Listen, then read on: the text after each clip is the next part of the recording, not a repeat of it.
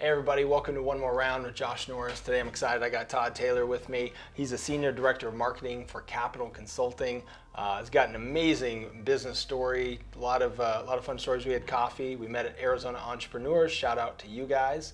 You're going to get a lot out of this. I know you'll be entertained. There's some great marketing stuff we're going to get into as well. So make sure you subscribe to the channel, like this, put a comment down below for us. Welcome, Todd. Thank you, Josh. It's a pleasure to be here. It really is. It's a great Friday morning. Yeah, enjoying it so far. Yeah, you're looking well. Thank you. Yeah, when we first met, I was at the Arizona Entrepreneurs. Big change. And I was not feeling very good for sure. I had people asking me, "Are you okay?" And which, when you're sick, you know, like I was, I couldn't stand hearing that question again and again. And I get it; people are just concerned, but sure. Yeah, but we hit it off. You know, it was great learning a little bit about your story then, and then we had coffee the next week. And yeah, likewise with you. I was very impressed with everything, so it's kind of like a reciprocated back and forth. Yeah, thank you. Yeah. So, you know, let's get started. Let's talk a little bit about, you know, your career. I know you have some cool stuff. You got into video quite some time ago, but you know, where did you start your career? So I started my career very early on in North Hollywood, California. I was fortunate enough that at the age of 18, right out of high school, I went to work for a company called Dennis Bolton Enterprises. It was at that time, small retail Xerox office products and printing company located in North Hollywood, just below Burbank. So a lot of the studios would come there and would do all of their make a lot of copies of all the documents and everything else, and the scripts for the studios. As I began working there, I really enjoyed it, and Dennis Bolton himself became one of my first mentors. Bought me my first suit, took me to my first fine dining experience, the whole 9 yards. And then he did a few other things on top of that. He saw something in me, and he said, I really like your work ethic, and I'm going to make you manager of the department that you were hired for. By the time I was 21, I was vice president of the company. Wow. And we grew that company to, at the time when I came on board, we were at about 12 employees. When I left, we were over 24 employees, so we doubled in size. And what had happened is during that whole time, I'm learning all of these things from him. I thought to myself one day, you know, if I can make all this money for him, I could surely do the same thing for myself. Yeah. So fortunate that I had some friends of the family, and one of them happened to be a president for, at the time, Wilshire State Bank, which I didn't believe is there anymore. They're non-existent. But I went to him one day and I wrote a business plan, and I said, I'm thinking of starting my own business. And he goes, really? I said, sure. So I did the whole thing for a company called TOPS, Taylor's Office Products and Printing Service. Oh, I like it. And what I did is I went to all of these different vendors that I was already used to working with, including Dennis Bolton himself, and said, I'll tell you what, I will send all of my business to you if you give me wholesale prices, okay? And you make the deliveries, and I'll just send you all the sales. They were like, cool. So my friend, the friend of the family, his name was Jack Obby, he said, here, I'm going to give you your first loan and help me get the business started. And then he gave me a list of 6 high-end executives. He said, go to every single one of them, use my name, see what you can do. The first one I went to was a gentleman by the name of Perry Diller. Perry Diller, your audience, some of them may know this name, most of them may not. But Phyllis Diller was a comedian in the 40s, 50s, 60s. And her son had started an abstract company located in Agoura, California.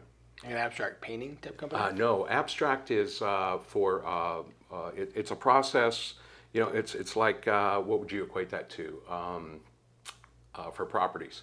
So when you purchase properties, okay, it goes through a lending company or an abstract company. The abstract company is the one that puts all the paperwork together. They're the ones that take care of putting everything into escrow, make sure that everything is signed off. It's called what's the other name? Title company? Title company, yeah, but they do the whole thing. Okay. So that's what an abstract company does. And they were primarily commercial. And at the time, you know, and that was back in the 80s, you know, California was just exploding. Yeah. So that became my first large client. And then what happened with him is, with their company, is about 7 months into them being my client, quite frequently there would be brush fires in Southern California, such as there always are every year, and it burned their entire building to the ground. Oh, no. And about 2 weeks later, he calls me up and he says, how fast can you get me back into business? I said, what do you need? He said, everything. So I'm sure you can imagine what happened from there. It just kind of exploded. Yeah. Well, the problem was back then I was working 7 days a week and partying 7 days a week. And as a young person, you're thinking, nothing, I'm invincible. Until I woke up one day and I thought to myself, if you keep doing this, you're not going to make it to 25. So I sold off everything. I turned over all of my accounts to all of my vendors and said, I will give them to you if you will maintain the pricing for at least 1 year. And what I was doing is I was just taking the wholesale price and just marketing it up 20%, taking the orders and having them deliver them. Everybody agreed to it. So then I went on a year sabbatical, and out to the East Coast. My favorite aunt lived in York, Pennsylvania, a little podunk town in York, Pennsylvania. And it was originally supposed to be just for a year. That turned out to be 27 years. So I met my wife. We got married, had 3 kids, built a very, very successful business. That's when I literally moved into video production. You know, it was funny because I think back in my life now, I grew up with a lot of friends in the industry. I'm sure you can imagine. Yeah, I mean, I watched movies being filmed all the time. I met a lot of directors and producers and actors and actresses and knew a lot of people behind the scenes. In fact, my junior high school electronics teacher, Mr. Nagel, loved this man, was a gaffer for Universal Studios. A gaffer is the lighting guy. Okay.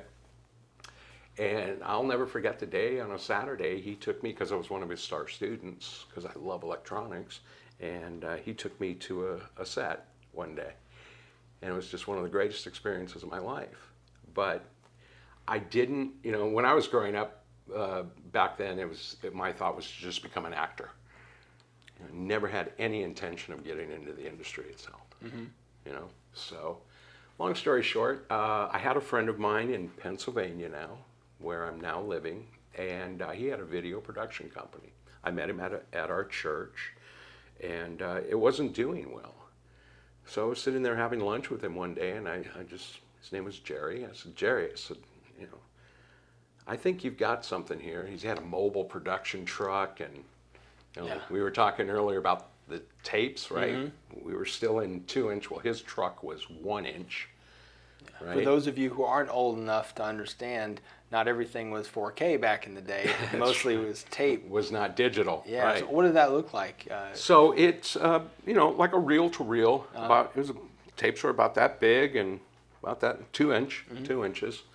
In fact, if I can digress just a little bit, how long I've been in marketing was back to the days my father was a news broadcaster for an NBC affiliate, radio and television. And I'll never forget seeing him on black and white TV. And back then they would do the commercials live. And he would be holding, the news and blah, blah, blah. And he'd go, we'll be right back from a word from our sponsor. Set that down, hold up a can of Alpo dog food and goes, this is the best damn dog food on earth. Well, everybody bought it. Why? Because the news guys said it was the best. Right? And that's the way they did it back then. So that's how long I've been around marketing. I've been around it my whole life. And my dad went all the way through that until later on in life he got rid of all of that and went into jewelry. Oh, it's quite the change. Yeah. He met a friend of his, and they decided to partner, and the next thing you know, they've got 2 jewelry stores, one in just outside of Studio City, California, and the other one they set up in Lake Tahoe. So I after going through all of this here, I moved into doing video.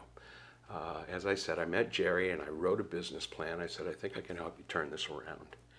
And within a year's time, we increased his production by over 150%.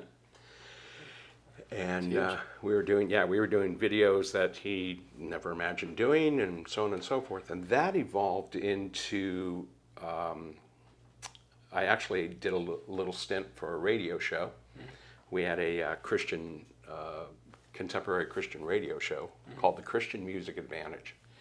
And then went from there to, Jerry came to me one day and he said, really like what you did with my production company. He says, I want you to come with me. So he takes me down to a television station right outside of Chambersburg, Pennsylvania, which geographically it's right on the border of Maryland and Pennsylvania, okay? And so he takes me down there. He says, this station manager here is blah, blah, blah, and all this other stuff. And the general manager, the two of them were constantly butting heads. And so Jerry wants me to come in and be a liaison between he's the president of the corporate company that owns the television station, and see if I can come in and smooth the waters and kind of turn the ship around, if you will. And you know me, I love a challenge. I always have. So I said, okay, I'll give it a shot. So the day I accept to do this, all the employees left en masse. Yeah. Wow. Except for 4 of them. Yeah. The general manager, the wife who was his bookkeeper, the receptionist, and the program director. Okay, even the master control operators left. All of them. So now I've got a television station that's $4 million in debt, that is black. You know, black means there's nothing going out over the airways, right? And he dumps this in my lap and says, can you turn it around?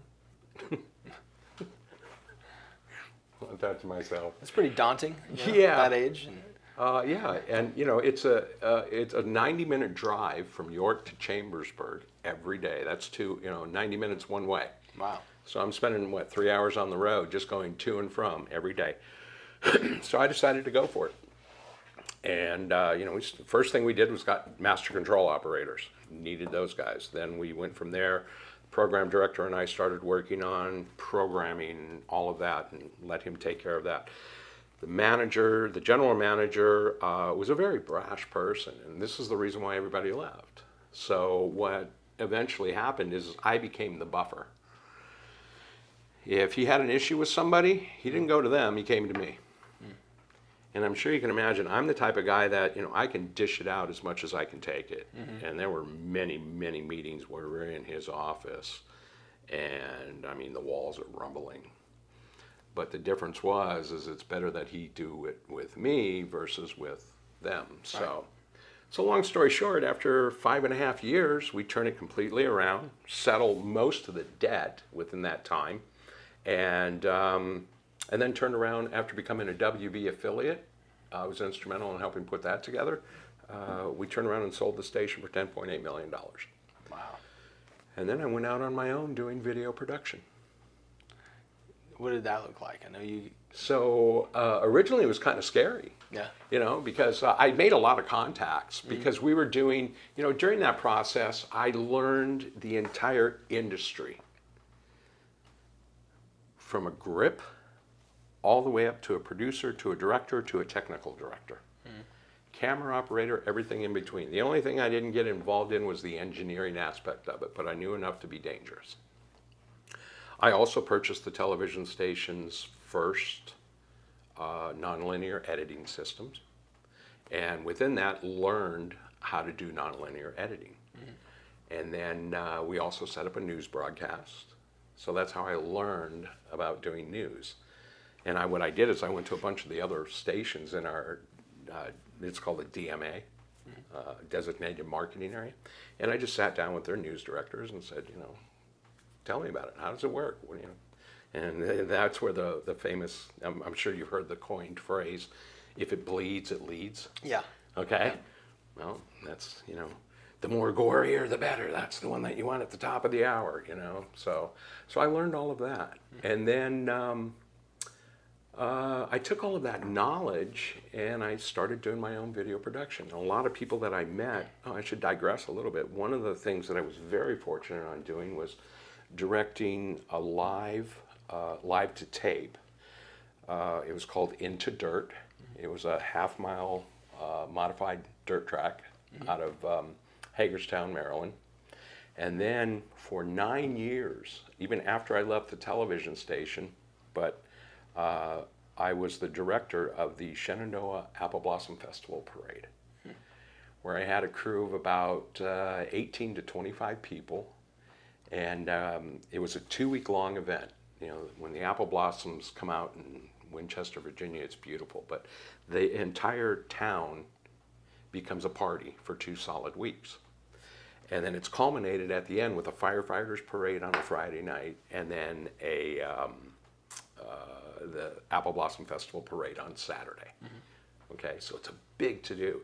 So I would send a couple of ENG, information news gathering teams down there with camera, producer, grip, and they would do and go to all the different events and interviews and stuff like that. And then we would have the 2 days before the actual parade, they would have a meet and greet with all of the celebrities and everything else, and we would videotape all of that. We had a special little area set up for us where we could ask all these questions and start creating what are called these little vignettes. And originally they had a production company that all they did was videotape, and it was broadcast live, okay? But they hired the local college to do it, and it was horrendous. When I came in, I brought in a 38-foot mobile production unit, 6 cameras. We had one up on a lift, one on a jib, 2 handhelds, and 2 up in what we call the crow's nest, right next to where the announcers were in the grandstand. And then we set up, this was the 2nd year, we set up right along the parade route, one of those little pop-ups, canopies, put a couple of directors' chairs, put a banner from the parade with the parade going by in the background, and I hired another announcer, and Cindy Morgan, and she would sit there, and what we would do is we would wrangle any of the famous celebrities that would, you know, they would go by the parade route, and the parade ended in about, a quarter mile down the road, and we had this golf cart, and they would cordoned off area, and they would just pick them up and bring them right back up, and then they'd sit there and do a bouncing back and forth from the crow's nest to down there, interview with them and their experience of the Apple Blossom Festival Parade and all that stuff. So that was a lot of fun, though. I mean, it was great, but it was a live broadcast that I did for 9 years. Wow. And the things that I learned most about that was dealing with people. You know, I've been on a lot of productions where I was on the camera end, okay? And or the grip, or you know, whatever the case may be. And some of the directors that are, or even producers that I worked with, were real buttheads. Yeah. You know, being kind to the audience. But you know, I learned that if you sit there and get upset at somebody, especially in a live event, you're not doing anybody any good. Because what happens is as you get upset, you upset everybody else. So I started learning about people and how they react in certain situations, and this kind of led me into marketing, you know, more and more in depth into that. And so I started literally looking into psychology. I started doing some self-studying in psychology and how people work and how they think and what they react to, and you know, those types of things. And so after the television station was sold, I started doing video production by myself. And, you know, it was just hired gun, you know, similar to what our camera operator over here is doing, right? Yeah. You know, and go in and set up a camera. And so I'm doing this for about 2 years, and I'm working with some local churches. I produced a series for a local church that just exploded. One day I was out on a 2-day shoot, and I get home about 9 o'clock at night. Kids are in bed. By now I have 3 kids and a beautiful wife, and you know, nice little home, and I've got an editing system set up down in the basement. And I get home, and my wife says there's a message down there. This guy Mark Amuso wants you to call him. Oh, okay. Well, I'll call him tomorrow. She said, no, he wants you to call him tonight. Okay. So I'm bringing in my equipment. I said, you know, get on the phone, and Mark answers. A guy named Mark Osgood answers. And I said, yeah, this is Todd Taylor. I'm returning your call. And he goes, oh, no, I didn't call you. He goes, it must be the other Mark. And I was like, okay. He says, well, he's on the phone right now. I'll have him call you back in about 10 minutes. I said, okay, great. I'm just unloading my equipment. I'll expect his call. Well, about 30, 40 minutes goes by. I get all my equipment in, put away, and then I'm typing up the invoice for the gig I just did. And finally, I reach over and turn off my light and start walking up the steps. And sure enough, as soon as I'm halfway up the steps, the phone rings. I come back down, I answer the phone, and this guy named Mark says, hey, we understand you know this particular nonlinear editing system. I said, yes, sir. And he goes, when's the last time you used it? I said, probably about a year ago. And he goes, you still familiar with it? I said, it's like riding a bike. So he goes, okay. So when we start talking about, well, I need somebody to come here and do 10 episodes in 15 days. I'm like, okay. He goes, what's your daily rate? I'm like, I don't know. I think I threw something out like $275 a day. Yeah. Right? And then he goes, all right, that's doable. And I went, where are you located? He goes, studio's located in Canton, Ohio. So I'm located in York, Pennsylvania. That's about a 5.5-hour drive there. I'm like, okay. I said, plus per diem. He goes, no problem. I said, you give me a place to stay? He goes, we'll put you up in a suite. And then finally I go, okay, well, what's the product if you don't mind me asking? It's called Tae Bo. I went, oh, I'm not charging enough. Right, yeah. Billy Blanks from the Billy back in the Blanks, day. Tae Bo. Yeah. And so I said, well, how soon do you need me? And he goes, yesterday. I was like, all right, well, this was on a Wednesday night. And I said, give me a couple days to get my affairs in order. I'll tell you what, I can be out there probably by Friday evening. He goes, okay. He goes, we can set up, what's the closest airport to you? And I said, no, you're only 5 hours. I'll drive. Because time for me to go to an airport, jump on a plane, it'll take longer. So I'll drive. He's like, okay. And you're going to pay for my gas and expenses and everything? No problem. So I get there. Imagine this. I don't know if you've ever been to Canton, Ohio. I haven't. If you go through, like, the northern part of Ohio is, it's old steel mill. When you go through Akron, it's, B.F. Goodrich or is it Goodyear, one of those big tire plants. And there's a lot of industrial area. And then as you continue heading south, you come into Canton, and it's not a very big town, right? It's a small little city. I'm sure it's a lot larger now than it was back then, but I pull into this area that has this professional building that looks like it was taken out of Miami Beach and planted right in the middle of this area. Wow. Right? Wow. And then walk inside, and it's all these pastel colors. They've got a saltwater fish tank, and So they're rolling in it. I'm like, oh my goodness. You really didn't charge enough. No, not at all. So I go in, and they introduce me to Mark Osgood, Mark Musso. They take me into my studio. My studio was 2.5 times the size of this office here. Wow. Okay. Had a 63-inch. Now back then the flat screens were about that, right? Yeah. Up on the wall, I had a complete editing. I had 3 editing bays in there, producer station, the whole 9 yards, and it was all mine. They said, here you go. And then they took me downstairs, and they said, here's the vault. It's starting to fill up. At the time when I first got there were only maybe a few dozen tapes in there. This was back in the beta days, okay, beta SP. So, and what they did is they shot everything ISO'd. So you had a director's cut, which was live, and then every single camera, each shoot had 6 cameras. So I had 7 tapes, and every camera was rolling and being recorded at the same time. They called it ISO, right? So I had 7 different angles that I could choose from if there were any goof-ups or anything like that. I loved it. I was like a kid in a candy store. So I started working. I was working 7 days a week, 10 hours a day. and just cranking these things out. I got everything done in 13 days. And they said, well, we've got a couple promos and a commercial. Would you be interested in knocking out those before you leave? I said, no, not at all. So I knocked those out. And so the day I go to leave, Mark Amuso calls me and he goes, Todd, you did a great job. Really appreciate it, man. He goes, how'd you like to continue to do this? And I went, sure. Yeah. He goes, all right, this is what I'd like you to do. I want you to go home for a week. I want you to plan on coming back now keep in mind, I was gone for 3 weeks on this thing, right? Mm-hmm. Go home for a week, come back for a month next time. And we're just going to put you on that schedule until whenever. Wow.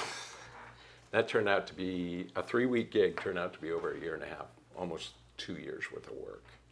But I learned so much with that marketing team, how they developed everything, how they put everything together. And then again, you know, the uniqueness in Tae Bo was going into people's homes, right, and videotaping them actually doing the workout in their home, okay, was, I think, the what set them apart. Yeah, And well, you're right, because that visual is giving people what they would look like, not just the professionals that already look like they came off the magazine. Exactly, Yep. exactly. In fact, if a little bit about the behind the story and how this all happened, Paul Monet and a group of investors actually went to Los Angeles to talk to somebody else, right? And Billy was on their list to talk to, but he had invented this thing called the Billy Bar. It was a weighted bar, And so they talked to him about that, and then one of the investors, Gene, Billy had it already developed, Tae Bo, right? He developed it in the basement of his home. He was a 7th degree black belt in martial arts. That's very impressive. Yeah, and he took that, all the moves and everything else, and put it to music in his basement of his home, and then started just teaching other people with it. And the next thing you know, he's got a studio in Sherman Oaks, California. Wasn't it the best-selling health and wellness type of DVD of all time? Well, it was actually VHS, VHS first. Sorry, yeah. It went from VHS to DVD. It was the #1 selling workout series ever. It still is today. You can Google it. That's insane. Yeah, I know they did like over $1 billion in sales. 3 years. In 3 years, it did $1 billion. And I did all of the infomercials, all the commercials. I edited 117 workouts. And my biggest claim to fame with that was the year 2000 when the ball dropped at Times Square. As soon as that ball hit, that's got that big screen right there, my Tae Bo commercial aired. Wow. Seen by billions of people all over the world. It was 60 different countries, 30 different languages. And what was something that I found very unique was I kept in touch with a lot of the people afterward. But years afterward, they did a study. The craze that was caused from this, so many people purchased those original 4-packs, okay? And what had happened is they did a study afterward, and they found that 50%, almost 50% of those packages were never even opened. Kind of like books from Barnes & Noble. Yeah. Most people never crack them You after buy they them, you put them on a shelf, oh yeah, I'll get around to it, right? Yep. Yeah, that's insane. So what's it like having your work on like national television? I mean, that's something not many people get to experience. It's exciting, but it was, to me, I learned something a long time ago. Find your passion, something that you just love to do, something, that you would do it for free. And I have. I've done so much video production work for free, it's ridiculous. But you find your passion and what you love to do, and you'll never work a day in your life. So what I do, I'm passionate about what I do, not just in video, but in helping others succeed, helping businesses grow. This is why I partnered with Capital Consulting to help small businesses, entrepreneurs grow their businesses. Yeah. And in fact, that's how it moved out of the Tae Bo. Is after that was done, I moved into the DVD authoring and replication business. As a matter of fact, I was hired by one of the gentlemen who did all of the distribution of the Tae Bo. We became really good friends, and a few years later he calls me up and says, hey, you want to get in the DVD authoring business? Sure. So I go out and I lease $70,000 worth of equipment, and sitting there 3 months later, I'm like, dude, I'm paying for this. What's going on? So I get about 90 titles. I'm interviewed by his client, right? And the guy's like, oh my God, he's asking me questions after questions after questions. I'm just like, look, I don't have the answers to that, but give me 24 hours and I'll have it for you. You know, and boom, boom, boom, boom. So 24 hours later, I get back to him. He says, all right, I think you'll do. So we author these 90 titles in a month and a half. Another company that he hired to do it, it would took them 3 months to do what we did in a month and a half. Wow. And then within that time frame, though, this was another great learning experience. I would get a call from his client, right? And he would say, well, you know, this is what's happening with the DVDs on the back end and the artwork and all this other stuff, and they're having major issues. I mean, just almost daily we're talking to each other, and I'm like, well, have you looked into this? Have you tried this? Let me call. I'm going to call. So I took it upon myself. I would call the replication company and say, hey, they're having these issues. What's going on? You know, and trying to work through all of this. So long story short, I get a phone call right after we get the next round of DVDs after we finish that first round, and this time it's 160 titles. I was promised 1,600 titles to do this. That's why I made the investment. I get this phone call from my buddy, and he says, we just got fired. I went, really? Imagine that. I could have told you it was coming. I could see it, right? So I end up calling the gentleman he was actually the vice president, and I thanked him. His name's Ernest Tanksley. I love this man to death. He's from Mississippi, so if you can imagine, I don't know if you're familiar with being down south, down around there.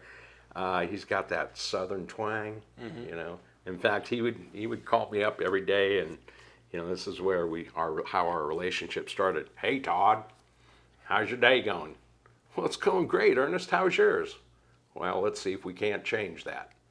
And I knew, you know, something had happened again. Not from our end, but from all the other pieces that were in there. So you know, after being fired, and I'm sitting there looking at all these purchase orders and these tapes that, you know, the process of DVD authoring was taking analog tapes and then digitizing them, separating the audio and the video, then putting them together with all the code and everything in order to make a DVD, right? So I told Ernest, I said, I'm calling to thank you for the opportunity that you gave us. It was a great experience, and you know, I'm sorry that everything happened this way. You know, I just got to tell you though, by pulling this business, you're putting me out of the DVD authoring business. Yeah. And he just goes, well, what would you do if you were me? I said, I'd be even more pissed off than you are. I said, but had you started with me, I don't think we would have had near the amount of issues. And that's when he just goes, well, do you think you could do it? I said, do what? He said, the whole thing. From start to finish? Yes, I do. I had no idea. None whatsoever. Yeah, you just leaped and I just went, yeah, I believe, this is my exact words, I believe I can. He said, all right, great. Give me a couple weeks. You better start moving. 2 weeks later, I became a multimillionaire. Wow. Just like that. And for almost 13 years, we were doing those DVDs. We were doing over 3.5 to 4 million DVDs a year. That's packaging, insane. the authoring, packaging, and then we ended up digitizing their entire library. Yeah, so I want to step back real quick because that's a story I think a lot of people need to realize. You know, I'm sure you've heard success is where opportunity and preparedness meet. Well, obviously you were already prepared, and the opportunity just came, whether it was Tae Bo, whether it was, you know, what you were just talking about with the DVD digitizing. Because you were prepared, you're able to take advantage. And so many people need to realize that. You never know when your lucky day is going to going to happen. You're right. So you got to be prepared for it. And it's really, when it comes down to, is even not even being prepared for it. That instance, I was not prepared in the least bit. The only thing I had at that time was a belief, was faith in that I believe I can do this. Yeah, I can figure it out. I'll figure it out. No, I don't have the answers. It's like, the first time I met with this gentleman, half the answers the questions that he was asking me, I didn't have half the answers. But I said, give me 24 hours and I'll get back to you with them. And I did. I learned how to find all those answers, got them back to him, and that was enough to get the job. And then after that, it was just, looking for ways to better each step of the way, And that's what I was doing throughout this process while we're authoring everything. I'm sitting there trying to figure out better ways to do this.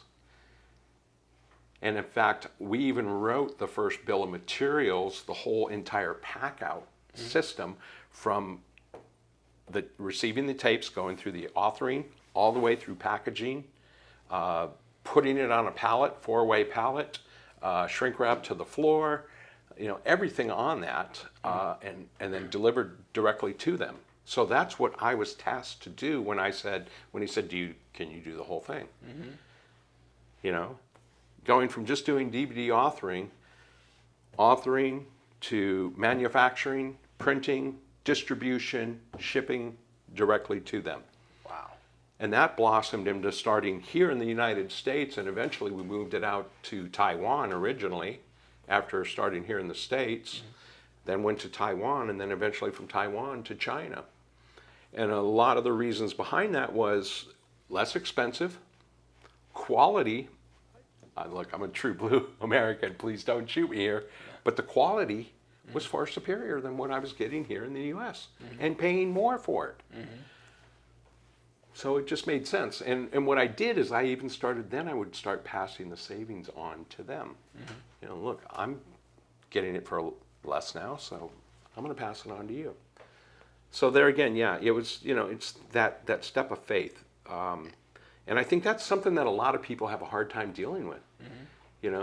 We sit there and we look at, the Elon Musks and the Jeff Bezos and, Zuckerberg and all these, they're no different than you and I. Right. The only difference is that they saw an opportunity and they had the faith to go after it. Right. They bet on themselves. Exactly. And I think that's something that and whether somebody owns a business or not, even if it's part of your career, betting on you and any opportunity that you get, whether it's for promotion or whether it's starting that company that you are passionate about, because what's the worst that can happen? Right. You go bankrupt and you got to start over again. Yeah, that sucks. It happens. Been there. Yeah, but you rebuild and life goes on. One of my favorites, I'm a guy about a lot of sayings, right? I enjoy them, but one of my favorite sayings is success isn't final. Failure isn't fatal. It's the courage to go on that counts. Yeah, I like that. Okay? And that's what it's all about. I have it even on my computer, on my screen. It says this is going to suck 95% of the time. And then you turn it over and it says, but it's going to be worth it 100% of the time. I like that. Because if it is to be, it's up to me. And what you put into it is what you're going to get out of it. And I've always been a firm believer in that. In fact, in even my personal email, I have that, the person that says this is a Chinese proverb, the person that says it cannot be done should get out of the way of the person that's doing it. Very true. Very true. There's so many people who can say this isn't done, or can't be done, but the people that say, okay, now I'm going to go do it, I'm going to figure it out. Right. I don't have to have all the answers right away, are the ones that change the world. Like everything we have today, every innovation from books that we have now to going from tape to DVD was somebody who said, nope, we're going to do this anyway. Yeah. We're going to figure it out. And that's the way progress works. Right. And it's a wonderful thing. But it's being able to realize that in yourself, giving yourself the understanding that you're nobody else is any different. Right. And it has nothing to do with education. It has nothing to do with background. What it has to do with is your mindset. Again, because I've done, studied with marketing and all that, understanding that people, we live in a conscious world, but we're controlled by our subconscious. Yeah, no, it's very true. And your subconscious only operates on what you consciously feed it. Yep. The books you read, the people you come in contact with, the podcasts that you follow, right? Your mentors, all of these things, okay, are what you're feeding your subconscious mind. And so your subconscious mind makes sure, that's the great thing about our subconscious mind, it's going to make sure that it's going to get you to where you're feeding it. Right. And if you're feeding it positive, guess where you're going? Positive direction. If you're feeding it negative, guess where you're going? Yeah, negative direction.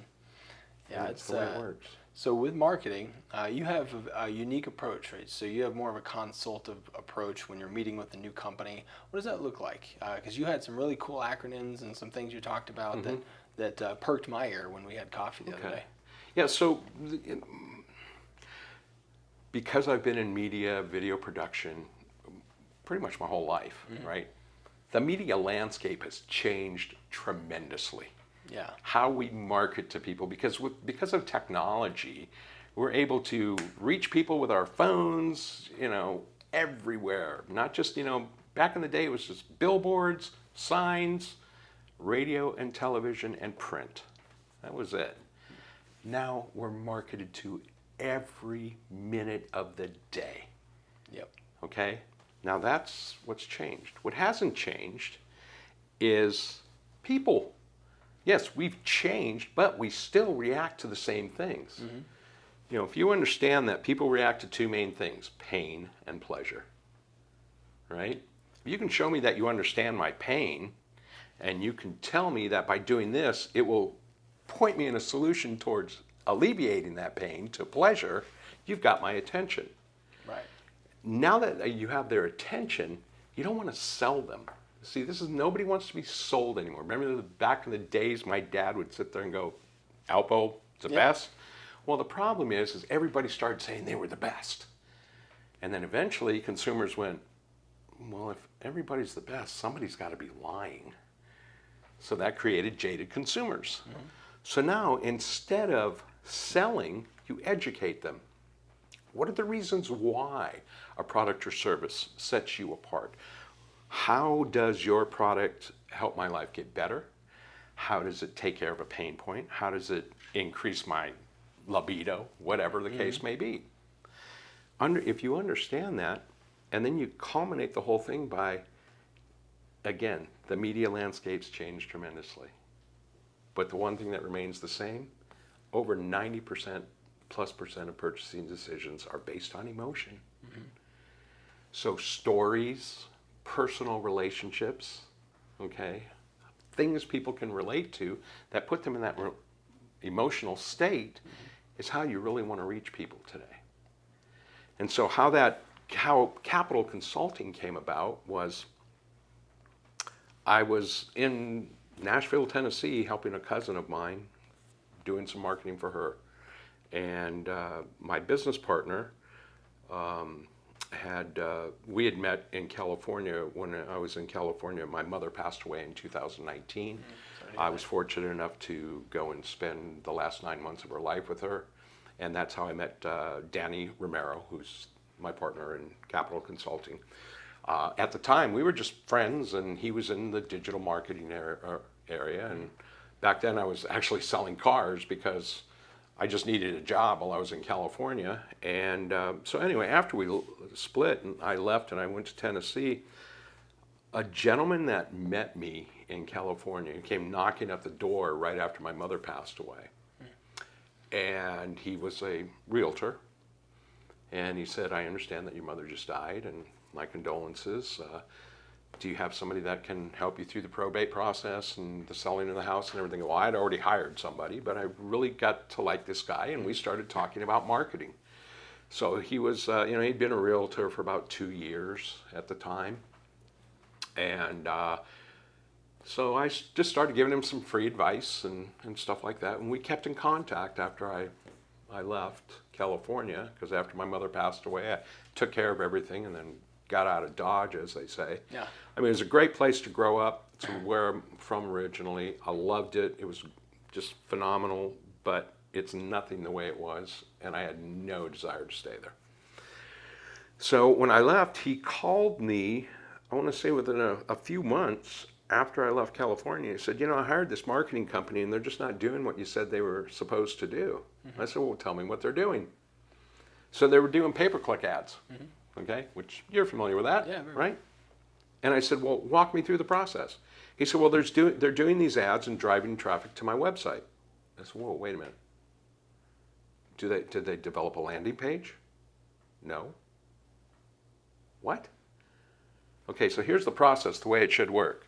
It should go from the ad to a landing page. On the landing page, call to action, give them some more information, right? And hyper relevancy from the ad to the landing page. Right. Okay. And then eventually phone call or email or to your website directly to a page that answers that question, not the home page. Right. Well, they were just driving traffic to his homepage, and he was getting nothing out of this. Of course he wasn't. So anyway, I even got on the phone with this company and I said, what are you guys doing? This is the way the progression should work here. And so finally he's like, he fires them and he calls me up. He goes, dude, I need your help. He goes, I can't keep doing this, and throwing good money after bad. And I said, all right, tell you what we'll do. First thing I did, I looked at his website and I went, website is atrocious. Okay? So I get on the phone with Danny, because I'm not a DVD, or a website developer or anything like that, but that's kind of his background. He's more the technical end. So I reach out to him, I said, are you still doing websites? And Danny says, yeah. I said, are you still, at the time he was in Miami, but he had just moved to Phoenix. He said, well, I'm actually living in Phoenix now, and so we start kicking this around, and so I called this guy back in LA, right? And I said, I'll tell you what we're going to do. We're going to rebrand you completely. Let's first determine a niche. Okay? So we started putting our minds together, and we thought, you've got Los Angeles County, which is his marketing DMA, designated marketing. Gigantic. Huge. Okay? 35,000 plus realtors in Los Angeles County alone. Okay, then you have all these outskirts that they come into there as well. What can we do to kind of separate you from the pack? Well, how did Josh and I first meet? It's his name, right? We met by him knocking on my door and asking me if I had a probate realtor. How much do you know about probate? Well, I know this, and this. How much more do you need to learn about probate? Quite a bit. Okay, you go start learning everything about probate. We are going to literally redesign you completely. We rebranded his company, went from Real Estate by Joshua to Josh V Realty, even made a caricature of him, doing a couple different things like this and everything else. Rebuilt his entire website, started doing videos, started creating all of his social media, everything, put the whole thing together. And then I went to him and I said, this is something that I learned in 2010. There are what are called best practices when it comes to organic online. And those best practices, we didn't invent them, but the company that I had at the time, that was our foundation, and it bombed. Believe it or not, but it's because we launched it in Podunk, York, Pennsylvania, and we were ahead of our time. But those 6 practices are still relevant today. And what those 6 practices are market research, brand identity, web development and design, social media management, SEO, and of course video. With those 6 tactics right there, you're guaranteed online success. You don't really, I know you're in the paid advertising, right? You don't have to do that. Like I have this saying, if you had $150,000, I'll make you famous overnight. But not everybody has that. So the alternative to going paid advertising and everything else are doing what are called the best practices. And if you do those best practices with relevant, consistent, and engaging content, you will grow your brand online. It's inevitable, okay? But again, relevant, engaging, and consistency is the name of the game. So we started developing all these things for him. After the first year, everything was going well. He was starting to increase business and everything else. Then going into our second year, we said, all right, what's your KPIs? What do you want to, what is it you want to accomplish? I want to be the #1 probate realtor in Los Angeles. Well, that's a pretty steep climb amongst, the company that you're keeping here. Now we're about 3 years into having him as a client, and he's the #2 probate realtor in Los Angeles right now. That's insane. Yeah, And it's just following those 6 tactics. He's not doing any paid advertising. We do probably, I want to say 2 to 3 videos every couple months. We do all of his social media posts. We do all of his blogs. We do probably around 4 or 5 blogs a month. And we also do press releases every couple of months. Okay. Change in the market, things like that. And that's the process. And when you follow that process, like I said, we have another saying. Danny, my partner, coined this phrase, and I absolutely love using it. But let's face it, the way the progression works these days is that you talk to somebody about a company. What's the first thing they do? They get on their phone or their computer and they look at their website or they look at their social media, right? Well, if you go to search something, right, and you don't see that company show up, what are the chances of you doing business with them? Low. Right. Yeah, because you don't have that credibility that you need. Exactly. In fact, Danny coined the phrase, let's face it, you could bury a dead body on the second page of any search engine result and nobody would ever find it. Fact. Yeah, it's one of the things that we do with some of our SEO clients is we tell them right off the bat, look, it's going to take 6 months for you to rank for some of these keywords that are high searched but are highly competitive. Again, we work with a lot of attorneys. So just understand it's going to take some time. But we're going to give you a report that's going to show you when you go from page 3 to page 2. Now, you're not going to see the traffic from that because, like you said, dead bodies buried 2 pages and more. Yep. But that'll let you know that we're making wins until you get to the first page, and then that's when you see the traffic. Yep. And it's like setting that expectation for people that you have to be patient with search engine optimization, right? Yeah, because that's how it works. But with that, and then all you have to do is stay consistent. Right. And now, if I told you anybody right now, take a look at your phone and just type in probate realtor in Los Angeles. I guarantee you, under the top 3 or 4, which are ads, paid for ads, but you get to that Google map pack, Josh V's #2. And then everything below that is Josh V. Yeah, and that's it. I've always looked at the search engine result page as real estate, okay? You got your paid spot, which again, that is more of our expertise. Right. But we do a lot of SEO as well.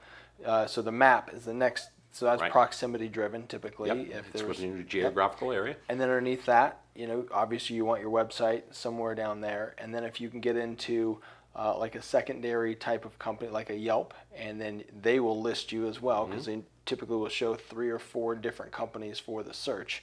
Like that is the ultimate holy grail of showing up and dominating. YouTube, don't forget YouTube. If you've got videos, look, let's face it. I'm a big proponent of video. Yeah. In fact, I truly believe nothing sells better than video. And you know why that is? Because no other medium offers sight, sound, color, motion, evoking emotion. What's the #1 reason why people make a purchase? Emotion. Emotion. Yeah. Okay, well, no other medium offers that but video. The other neat thing about video is, a lot of people don't realize it, is once it's on the video, it's there for good. Yeah. Okay? How many times you ever been on a sales call when you walked out the door and you went, God, I forgot to mention that. Oh, if I would have just, well, see, if it would have been a video, videos don't forget. Right. That's the other uniqueness in video. That's a really good point. So if you have all of those things tied together, and that's what we do with this gentleman, and we're starting to do it with other clients as well. So how can people find you? So we have we're online, of course. Capital Consulting. It's capital, by the way, with a Q. Okay, the Q stands for quality.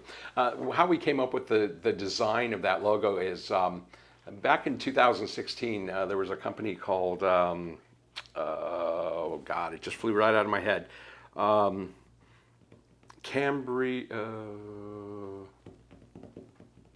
Anyway, the design of it was really cool because it had all these connecting lines and dots and everything. And so Danny said, capital, but without a C. We made the Q, and the Q is basically Cambridge Analytica is the name of the company. Okay. Which I'm sure I have. a lot of people are familiar with them. But their connections and everything. But the Q stands for quality. Okay, so that's why we call it Capital Consulting with a Q. And that's how we developed it.